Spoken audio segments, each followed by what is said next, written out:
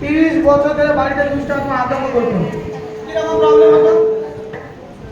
যে বাড়ির মধ্যে আমি যখন ঘুম হয়, ঘুম ভেঙে গেলে যেন দুটো চোখের মতো মানে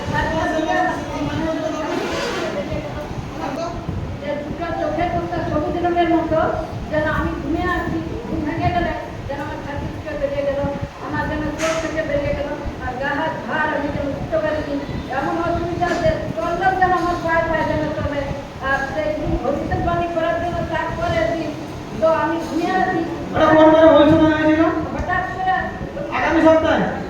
হ্যাঁ, সেই বিপদ যায় তখন হয়েছিল। এখানে যখন ভবিষ্যৎবাণী হয় বলছিল যে কোনো বোনের ছাত্রী ভিড় করছে, হ্যাঁ, হ্যাঁ। আমার ছাত্রী যেন খেয়ে পড়ে দেখো সাইডে হালেলুয়া। আগামী সপ্তাহে আমার সঙ্গে বিপদের নাম ঠেলে ফেলে দিয়েছে জান্নাতে। কতজন ছিল দেখেছেন হাতে দেখি? দেখো সাক্ষী করে পাঠিয়ে দিয়ে খুব ভিড় করছে আর দুষ্ট আত্মা ভয়ে ছিটকে চলে গেছে যিশু মসিহ নামে।